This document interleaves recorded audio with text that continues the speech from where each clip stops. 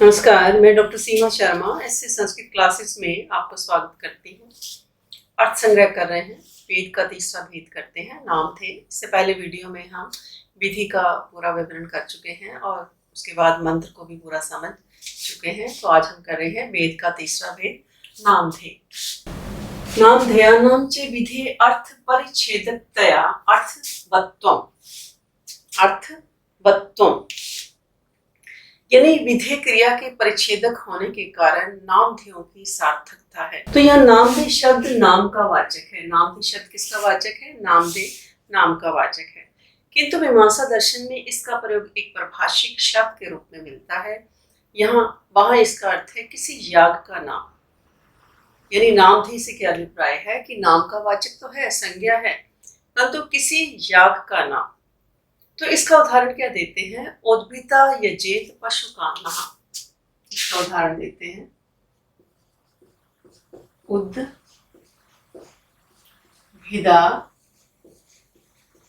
यजेत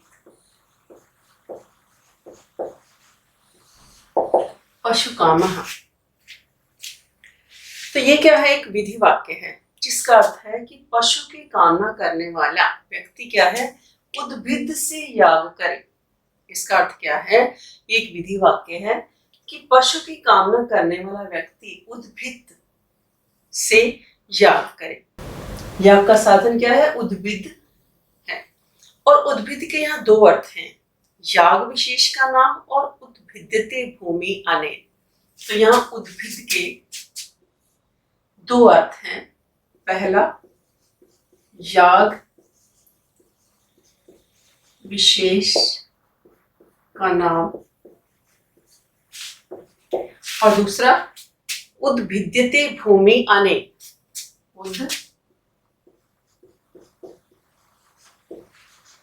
उद्भिद्यते भूमि अनेन। तो यहाँ उद्भिद के दो अर्थ हैं, याग विशेष का नाम, उद्भिद्यते भूमि अनेन। पहले का तो हो गया कि उद्भिद एक याग विशेष का नाम है, और दूसरा क्या है? उद्भिद्यते भूमि अनेन। इसके अनुसार इसका अर्थ है कुदाल, भूमि को खोदने वाला यंत्र, खनित्र।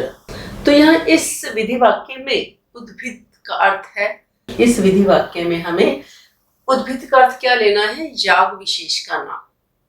क्योंकि यहाँ यजेत शब्द से याग रूप क्रिया का निश्चय होता है। यहाँ पर जो यजेत शब्द है इसमें क्या है कि याग रूप जो क्रिया है उसका निश्चय होता है, और उद्भिद शब्द यहाँ पर क्या है? याग का नाम है। तो इस अर्थ को हम, दूसरे वाले अर्थ को हम नहीं लेंगे। यहाँ पर उद्भिद्यते भूमि अनेन, इसके अनुसार इसका अर्थ क्या है? कुदाल। परंतु यहाँ पर जो उद्भिता यजेत पशु काम है, इस वाक्य से, इस विधि वाक्य में क्या है? उद्भिद का अर्थ क्या है? याग विशेष। यानी इस दूसरे वाक्य को हम यहाँ पर नहीं लेंगे। दूसरा जो अर्थ हमने किया उसको यहाँ पर हम नहीं लेंगे। किसको लेंगे? याग विशेष को। तो याग विशेष का नाम, यानी इस विधि वाक्य में उद्भिद का अर्थ है याग विशेष का नाम। क्योंकि यहाँ यजेत शब्द से याग रूप क्रिया का निश्चय होता है।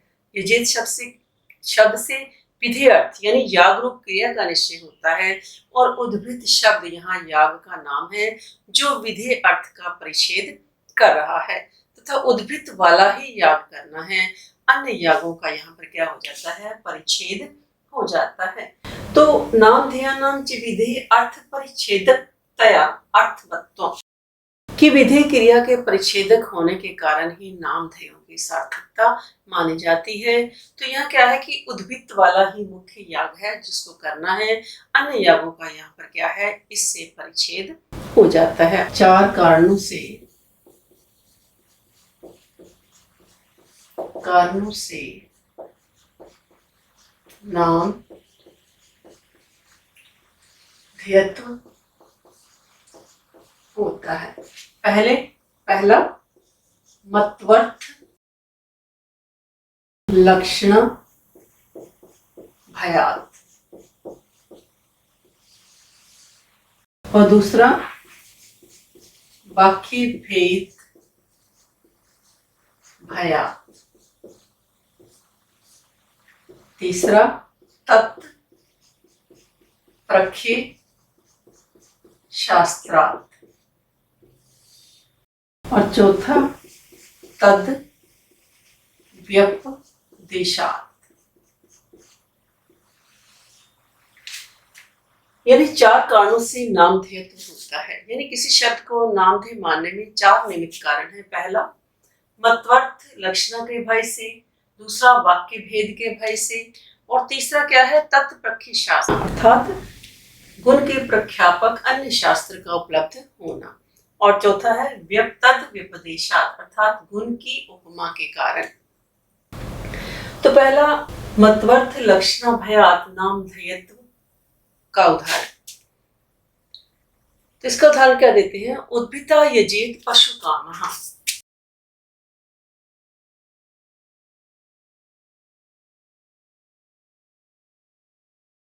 उद्भिदा यजेत पशु कामः। तो पशु की कामना करने वाला उद्भिद से याग करे। पशु की कामना करने वाला व्यक्ति उद्भिद से याग करे। यहाँ पर हम एक प्रश्न उत्पन्न होता है कि यहाँ पे जो उद्भिद शब्द है उसका, उद्भिद शब्द का याग नामधेयत्व क्यों रखा जा रहा है कि उद्भिद से ही याग करे, इस प्रकार का इसका नामधेयत्व क्यों रखा जा रहा है। तब क्या कहते हैं कि मतवर्थ लक्षणा के दोष से बचने के भय से, यानी इस दोष के बचने के भय से उद्भिद याग नामधेयत्व रखा जा रहा है। क्योंकि उद्भिदा यजेत पशु कामः, इस वाक्य से पशु रूप फल को उद्देश्य करके याग का विधान है, और याग को उद्देश्य करके गुण का विधान नहीं माना जा सकता, क्योंकि यदि ऐसा हम मानते हैं तो वाक्य भेद होगा।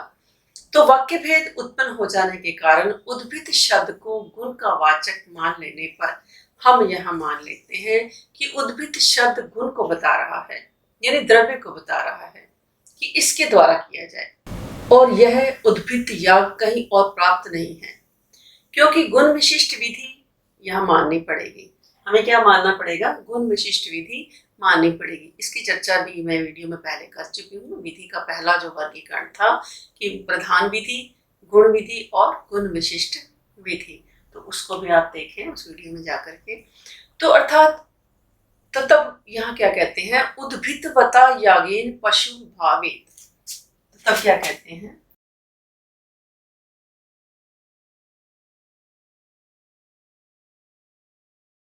उद्भिदवता यागेन पशु भावेत।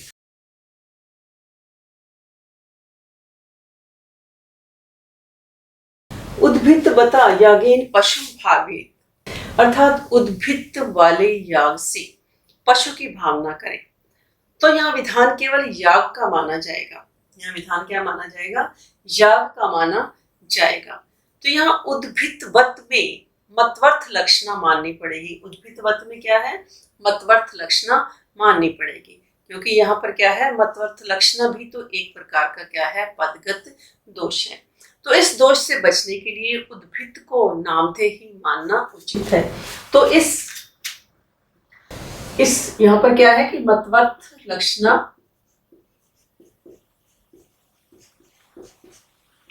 माननी पड़ेगी। अतः इस दोष से बचने के लिए उद्भिद को नामधेय ही मानना उचित है। मतवर्थ लक्षणा दोष से बचने के लिए उद्भिद को नामधेय ही मानना उचित है, अर्थात उद्भिद नामक याग से पशु की कामना करें। तो दूसरा करते हैं कि वाक्य भेद के भय से नामधेयत्व का उदाहरण।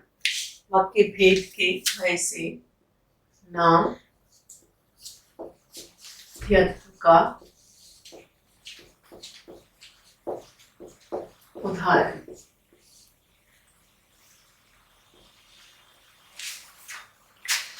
यानी वाक्य भेद नामक दोष के आ जाने का भय। इसका उदाहरण क्या देते हैं, चित्रया यजेत पशु कामः। तो यहाँ पर चित्रा यानी चित्र कर्म का नाम है, यानी याग का नाम है। यथा चित्रा याग, ये नाम थे हो गया। इसका निमित्त क्या बना? वाक्य भेद की प्राप्ति होने से। चित्रया यहाँ गुण को बताता है कि इस याग में बहुत से द्रव्य यथा दधि, मधु, घृत, तंडुल प्राप्त होते हैं। यानी इस याग में बहुत सी चीजें प्राप्त होती हैं, जैसे दधि, मधु, घृत आदि चीजें प्राप्त होती हैं। चित्रया शब्द यहाँ गुण को बताता है कि यहाँ पर क्या है कि इस याग में बहुत से द्रव्य यथा दधि, मधु, घृत, तंडुल प्राप्त होते हैं। तो यह चित्रया शब्द से बहुत से द्रव्यों की प्राप्ति होती है। और चित्रा शब्द से यानी चित्रा शब्द से विभिन्न प्रकार की हवियों की बात कही गई है। तो इस प्रकार ये चित्रा शब्द द्रव्यों का वाचक है। ये सारे गुण हैं, यानी ये गुणवाची हैं। तब दधि, मधु, पय, घृतम, धान आदि में गुण विहित होने से गुण विशिष्ट याग विधि नहीं मानी जा सकती, क्योंकि गुण विशिष्ट विधि केवल वही मानी जाती है या गुण एवं कर्म दोनों ही अप्राप्त रहते हैं। लेकिन यहाँ तो दधि, मधु आदि इस वाक्य से गुण प्राप्त हैं। अतः दधि आदि सभी द्रव्य निश्चित रूप से गुण के अंतर्गत गृहीत होते हैं। यानी जो ये चित्रया याग में जो दधि आदि आदि दूसरे जो द्रव्य हैं, ये क्या है कि गुण के रूप में ग्रहित होते हैं। यानी गुण के प्राप्त हो जाने पर क्या है कि इस चित्रया जो हमारा यजेत पशु काम्य वाक्य है, इसमें गुण विशिष्ट विधि नहीं मानी जा सकती।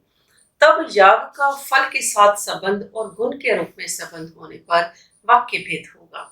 यानी तब याग का फल के साथ संबंध और गुण के साथ संबंध होने पर वाक्य भेद होगा। तब प्रश्न होता है कि चित्रा शब्द क्यों पढ़ा गया?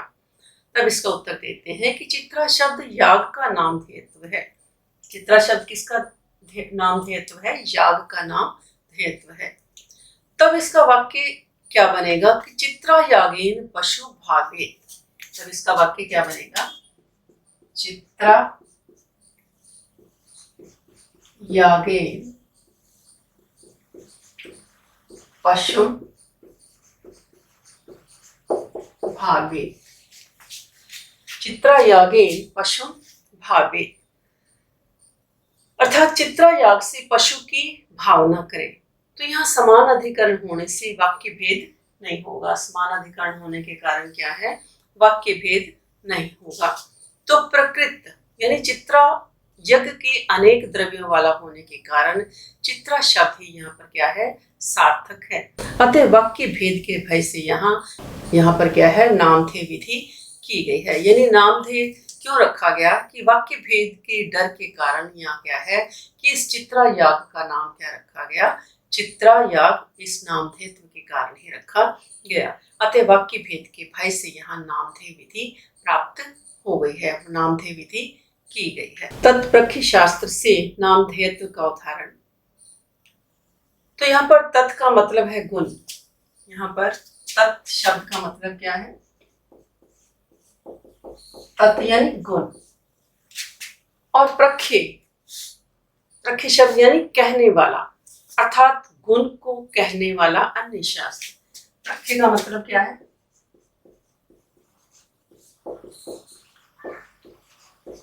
कहने वाला। किसको कहने वाला? गुण को कहने वाला अन्य शास्त्र।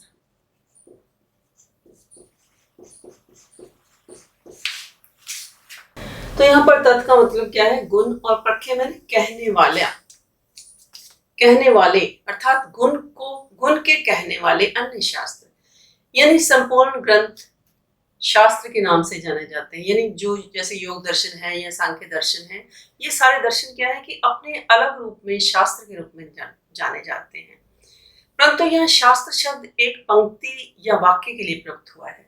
यहाँ पर प्रख्य शास्त्रार्थ, यहाँ पर जो शास्त्र शब्द है एक पंक्ति या एक वाक्य के लिए प्रयुक्त हुआ है। तो इसका उदाहरण क्या देते हैं? यथा अग्निहोत्रम जुहोति। यथा इसका उदाहरण देते हैं अग्निहोत्रम जुहोति।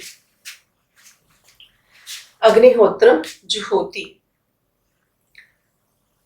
यानी गुण को कहने वाले, प्राप्त कराने वाले शास्त्र के विद्यमान होने से यहाँ अग्निहोत्र शब्द याग नामधेयत्व होता है। अग्निहोत्रम जुहोति कि अग्निहोत्र से हवन करता है। तो यह गुण को कहने वाले, प्राप्त कराने वाले शास्त्र के विद्यमान होने से यहाँ अग्निहोत्र शब्द क्या है? याग नामधेयत्व होता है। यहाँ पर जो अग्निहोत्रम है ये गुण विधि नहीं हो सकती, क्योंकि अग्निहोत्रम का यदि हम समास करते हैं तो क्या होता है? अग्नौ होत्रम अस्मिन् इति।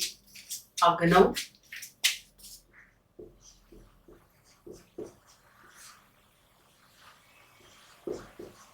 होत्रम अस्मिन् इति, यानी ऐसा याग जिसमें अग्नि में होम किया जा रहा है। अग्नौ होत्रम अस्मिन्, ऐसा याग जिसमें अग्नि में होम किया जा रहा है, अग्निहोत्रम। तो इस वाक्य का विग्रह किया अग्नौ। अग्नौ में क्या है कि सप्तमी समास का आश्रय लेकर के होम के आधार के रूप में अग्नि को कहा जा रहा है। तो यहाँ होम का आधार क्या है? अग्नि। होत्रम, होम का आधार क्या है? अग्नि है, और यहाँ अग्नि क्या है? होम में सहायक है, और इसलिए क्या मानी जाएगी? गुण मानी जाएगी। तथा अग्नि रूप गुण विधेय माना जाएगा तो आहवनीय जुहोति। तब इसके साथ साथ एक दूसरा वाक्य देखते हैं कि यदा आहवनीय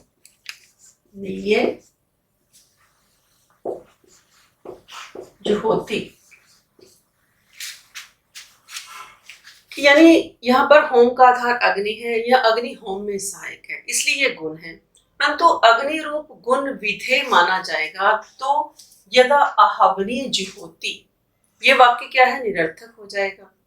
तो यदा आहवनीय जुहोति में अग्नौ में सप्तमी विभक्ति है, यानी यहाँ तो पहले से ही क्या है? अवनीय जो पद है अग्नौ में सप्तमी विभक्ति है, जिससे अग्नि का क्या है? होम आधार रूप में पहले ही विधान किया जा चुका है। यानी इसमें क्या है कि पहले ही अग्नि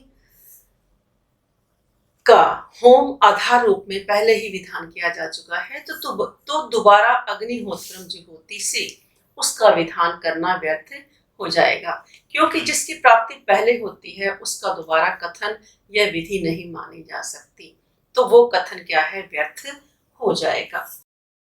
तो तब आगे फिर समझाते हैं कि अग्निहोत्रम अस्मिन्, अग्निहोत्रम अस्मिन्,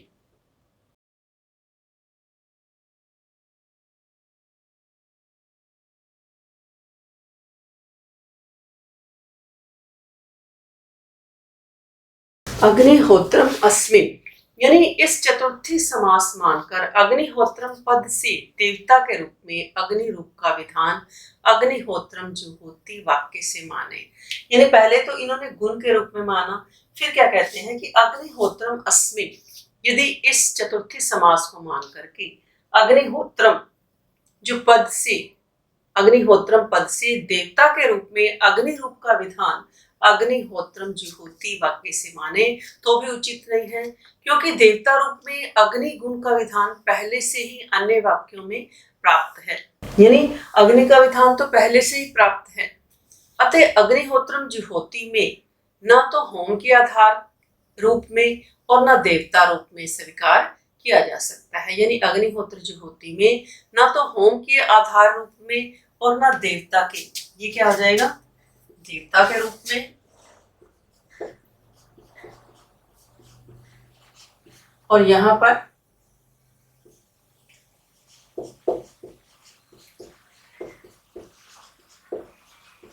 होम के आधार के रूप में। इन दोनों अर्थों को बताने वाला शास्त्र दूसरा है। अतः यहाँ पर गुण अर्थ नहीं लिया जा सकता, तो नामधेय ही होना चाहिए, क्योंकि तत्प्रखी शास्त्र क्या है कि किसी अन्य शास्त्र वचन के द्वारा देवता का कथन कर दिया जाता है, तो देवतावाची शब्द अब देवता का वाचक न रहकर नाम का वाचक बन जाता है। तो देवतावाची जो शब्द है अब देवता का वाचक न रहकर नाम का वाचक बन जाता है। तब यहाँ जिज्ञासा उत्पन्न होती है कि अग्नि देवता का प्रापक कौन सा विधि वाक्य है। तो इसके लिए अन्य दो उदाहरण देते हैं। यद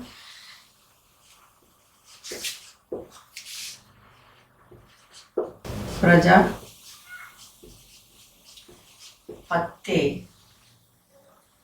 सायं जुहोति। यदा अग्नि च प्रजापत्ये च सायं जुहोति। तो दूसरा उदाहरण क्या देते हैं, ज्योतिर्अग्निर स्वाहा। यानी इस मंत्र के वर्ण ही अग्नि देवता रूप गुण के विधायक हैं। यानी पहला जो हमारा मंत्र था यद अग्नि च प्रजापत्ये सायं जुहोति, तो यहाँ इस वाक्य में अग्निहोत्र में अग्नि देवता की प्राप्ति होती है। और इस दूसरे उदाहरण के अनुसार इस मंत्र के वर्ण ही जो अक्षर ही अग्नि देवता रूप गुण के विधायक हैं। तो यहाँ पर मंत्र वर्ण होने पर प्रजापति देवता के द्वारा उसका क्या है, बाध हो जाएगा, निवृत्ति हो जाएगी, क्योंकि मंत्र वर्ण चतुर्थी से दुर्बल होता है। मंत्र वर्ण क्या होता है, चतुर्थी से दुर्बल होता है। तो कुमारिल भट्ट का भी श्लोक इसमें क्या है, प्रमाण है। तो यहाँ पर कुमारिल भट्ट का श्लोक प्रमाण है, तद्धितेन चतुर्थया व मंत्र वर्णेन व पुनः देवताया विधि तत्र दुर्बलम तु परम परम। यानी देवता का विधान तद्धित के द्वारा, चतुर्थी के द्वारा और मंत्र वर्ण के द्वारा होता है। तद्धित, चतुर्थी और मंत्र वर्ण ये क्या है, उत्तरोत्तर एक दूसरे से दुर्बल माने जाते हैं। यानी क्योंकि मंत्र वर्ण चतुर्थी से दुर्बल होता है, तो यहाँ ज्योतिर्अग्नि स्वाहा, इस मंत्र से ज्योतिर्अग्नि स्वाहा, इस मंत्र से क्या है, अग्नि देवता का विधान, तथा यद अग्नि च प्रजापत्ये सायं जुहोति, वाक्य से मंत्र वर्ण द्वारा विहित अग्नि से युक्त प्रजापति का विधान किया जाता है। यानी इस मंत्र से तो क्या है कि अग्नि देवता का विधान होता है, और जो यद अग्नि च प्रजापत्ये सायं जुहोति ये मंत्र है, इस वाक्य के द्वारा, इस वाक्य से मंत्र वर्ण द्वारा विहित अग्नि से युक्त प्रजापति का विधान किया जाता है। इस प्रकार ये बात स्पष्ट हो जाती है कि अग्नि देवता का विधान केवल ज्योतिर्अग्नि स्वाहा इत्यादि मंत्र वर्णों के द्वारा ही होता है। इसी प्रकार प्रयाजों में समिधा आदि देवताओं के समिध, समिधो, अग्न, यंतु इत्यादि मंत्र अक्षरों से प्राप्त होने के कारण समिधो यजति इत्यादि वाक्यों में समिध आदि शब्द तत्प्रख्य शास्त्र से कर्म के नामधेय होते हैं। कर्म मैंने याग के नामधेय होते हैं। यानी समिधो यजति आदि शब्द तत्प्रख्य शास्त्र से कर्म यानी याग के नामधेय होते हैं। अतः अग्निहोत्रम जुहोति में अग्निहोत्र को नामधेय मानना ही उचित है।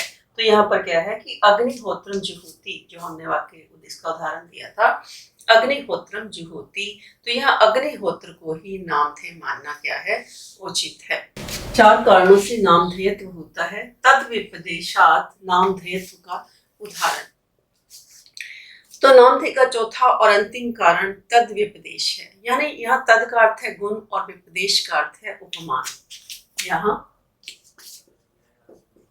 तद का अर्थ क्या है, गुण, और विपदेश का उपमान।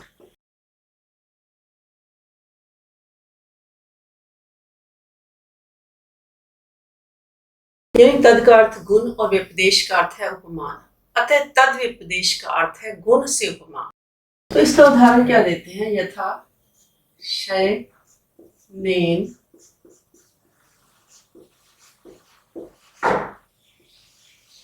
अभिचरण यजे। यथा शयनेन अभिचरण यजे, तो यहाँ पर तत् विपदेश से शयन शब्द का याग नामधेयत्व है।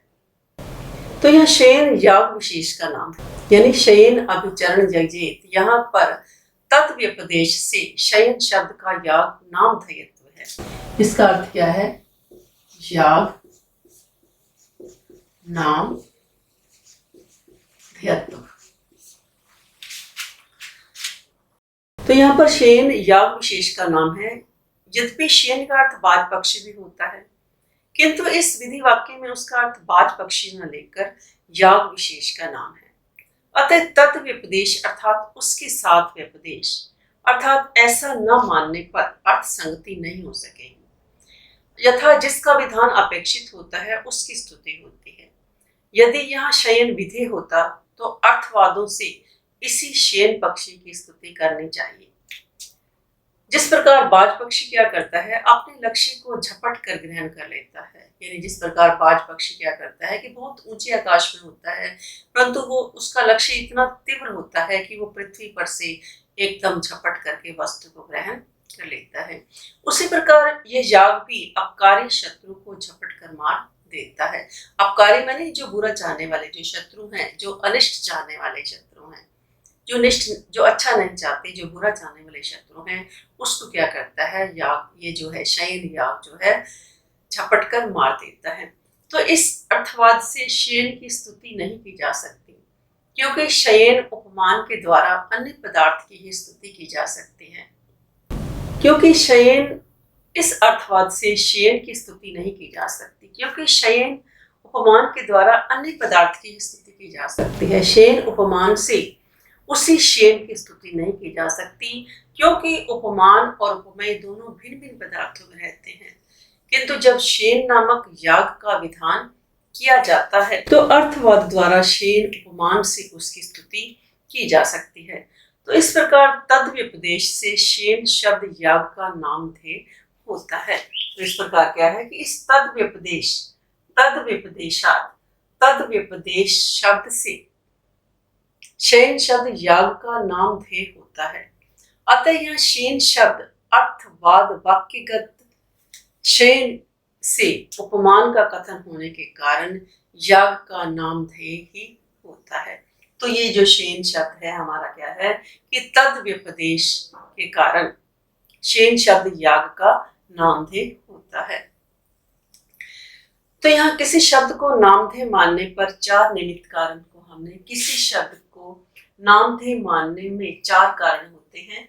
पहला मत्वर्थ लक्षणा भयात, वाक्य भेद भयात, तत्प्रख्य शास्त्रार्थ। तो किसी शब्द को नामधेय मानने में चार निमित्त कारण हैं, परंतु कुछ लोग पांचवा निमित्त भी मानते हैं। तो यहाँ पर उत्पत्ति शिष्ट गुण बलीय स्व, इस शब्द का अर्थ है कि उत्पत्ति विधि द्वारा उपदिष्ट द्रव्य देवता आदि अंगों या गुणों का बलवान होना। यानी उदाहरण के लिए वैश्व देवेन यजेत एक विधि वाक्य है। इसका उदाहरण क्या देते हैं, वैश्व देवेन यजेत, ये एक विधि वाक्य है। तो यहाँ वैश्व देव शब्द देवता का वाचक नहीं है, अपितु उत्पत्ति शिष्ट गुण बलीय स्व, इस निमित्त से ये याग का नामधेय है। ये क्या है कि ये वैश्व देवेन यजेत, ये जो विधि वाक्य है, किसी इसमें यहाँ वैश्व देव जो शब्द है देवता का वाचक नहीं, अपितु क्या है उत्पत्ति शिष्ट गुण बलीय स्व, इस निमित्त से ये याग का नामधेय है। किंतु वास्तविक रूप में तो तत्प्रख्य शास्त्र से ही इसका याग नामधेयत्व है। अतः वैश्व देवेन यजेत में वैश्वदेव शब्द तत्प्रख्य शास्त्र से ही याग का नामधेय सिद्ध हो जाता है। तो तत्प्रख्य शास्त्र मैंने कि गुण, तत् का मतलब गुण, और प्रत्यय प्रख्य मैंने कि कहने वाले, अर्थात गुण के कहने वाले अन्य शास्त्र, अर्थात गुण के कहने वाले अन्य शास्त्र से ही याग का नामधेय सिद्ध हो जाता है। क्योंकि प्रकृत याग में विश्वदेव रूप गुण का प्रख्यापक अर्थवाद शास्त्र विद्यमान है। विश्वदेव भी देवता का वाचक है, परंतु यह निषेध कर दिया गया है। यद विश्वदेवा सम अयजंत तद वैश्वदेवत्वम्। तो यहाँ इस कथन से विश्वदेव देवता रूप गुण का प्रख्यापक शास्त्र है, और यही वाक्य विश्वदेव देवता रूप गुण का विधायक है। अतः वैश्वदेवेन यजेत में वैश्वदेव तत्प्रख्य शास्त्र से ही याग का नामधेय है, न कि उत्पत्ति शिष्ट गुण बलीय स्व के कारण। तो वैश्वदेवेन यजेत जो है यहाँ पर क्या है कि वैश्वदेव तत्प्रख्य शास्त्र, यहाँ पर जो वैश्वदेव है इसमें वैश्व जो देव है वो क्या है कि तत्प्रख्य शास्त्र से ही याग नामधेय है, न कि उत्पत्ति शिष्ट गुण बलीय सत्व के कारण। अतः किसी शब्द को नामधेय मानने में 4 निमित्त कारण ही हैं। 5वें कारण की संभाव्यता का यहाँ खंडन किया गया है कि किसी शब्द को नामधेय मानने में 4 निमित्त कारण हैं। पहला मत्वर्थ लक्षणा भयात, दूसरा वाक्य भेद भयात, तीसरा तत्प्रख्य शास्त्रार्थ और चौथा तद व्यपदेशात। इसके कारण ही 4 निमित्त ही माने जाते हैं। और 5वें जो उत्पत्ति शिष्ट गुण बलियस्त्वः, इसका क्या है, इसकी जो संभाव्यता है उसका यहाँ पर खंडन कर दिया गया है। तो ये आज हमने नामधेय किया, वेद का तीसरा भेद किया नामधेय। तो ऐसे संस्कृत चैनल पर यदि आप नए हैं तो चैनल को लाइक करें, सब्सक्राइब करें और शेयर भी करें। और यदि आप कुछ सर्च करना चाहते हैं, जैसे आज हम अर्थ संग्रह कर रहे हैं, तो अर्थ संग्रह के साथ आप ऐसे संस्कृत लिखेंगे तो पूरा चैनल आप देख सकते हैं। इसी प्रकार प्लेलिस्ट में जाकर के भी जो आप देखना चाहते हैं देखें, तथा कम्युनिटी में भी मैं पोस्ट डालती हूँ, वो भी आप कमेंट बॉक्स में जाकर के उसके जवाब दें। तो इस तरीके से इसमें प्रश्न भी इस प्रकार पूछे जा सकते हैं कि जैसे उद्भिता यजेत पशु कामः इति अत्र उद्भित शब्दों यागस्य नामधेयो अभवति। कि उद्भिता यजेत जो पशु काम विधि वाक्य है, इसमें जो उद्भित शब्द है वो याग का नामधेय होता है। तो इसका उत्तर क्या होगा, मत्वर्थ लक्षणा भयात। कि मत्वर्थ लक्षणा के भय से उद्भित शब्द का याग, उद्भित शब्द क्या है, याग का नामधेय होता है। तो इसका आंसर क्या होगा, पहला। तो इसी प्रकार यहाँ पर चित्रया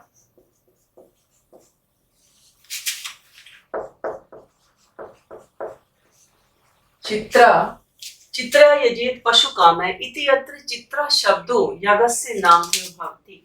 तो इसका क्या उत्तर होगा, वाक्य भेद भयात। कि वाक्य भेद भयात, इसका आंसर ये हो जाएगा। तो इसी प्रकार से शयनेन अभिचरण यजेत इति अत्र शयनेन शब्दो यागस्य नामधेयो भवति। तो ये किसमें आ जाएगा, तद व्यपदेशात। ये किसमें आ जाएगा हमारा, तद व्यपदेश। इसका आंसर क्या आ जाएगा, तद व्यपदेशात। तो इस तरीके से ये क्वेश्चन नेट के पेपर में आ जाता है। तो आपको ये चारों अगर याद कर लोगे और इसके उदाहरण याद कर लोगे तो अच्छे तरीके से आपको क्लियर करना स्पष्ट हो जाएगा। इसी तरीके से तालिका के रूप में पूछा जा सकता है कि समीचीनाम तालिका चुनित। कि जो इसका सही उत्तर है वो तालिका में चुने। जैसे मत्वर्थ लक्षणा भयात, मत्वर्थ लक्षणा भयात का क्या दिया था हमने, उद्भिता यजेत पशु कामः। तो इसका आंसर क्या आ जाएगा, सी। इस तरीके से तो मत्वर्थ लक्षणा भयात, तो उद्भिता यजेत पशु कामः, इसका आंसर क्या आ जाएगा, उद्भिता यजेत पशु कामः। तो वाक्य भेद भयात, वाक्य भेद भयात में क्या आ जाएगा, चित्रया यजेत पशु कामः। इसका क्या हो जाएगा, इस तरीके से चित्रया यजेत पशु कामः। और तत्प्रख्य शास्त्रार्थ, इसका आंसर क्या आ जाएगा, अग्निहोत्रम जुहोति, अग्निहोत्रम जुहोति। तद व्यपदेशात, इसका क्या आ जाएगा, पहला एक। तो इस तरीके से आपको तालिका के रूप में भी आ सकता है। नीचे अलग अलग उन्होंने एक तालिका बना दी होगी कि जिसमें क्या है कि पहले जैसे सी डी या बी या ए इस तरीके से दिया होगा, एक लाइन ठीक होगी और बाकी गलत होंगे। तो आप उसमें देख सकते हैं, उसको आप करेक्ट कर सकते हैं। तो आज के लिए इतना ही। धन्यवाद। जय हिंद, जय भारत।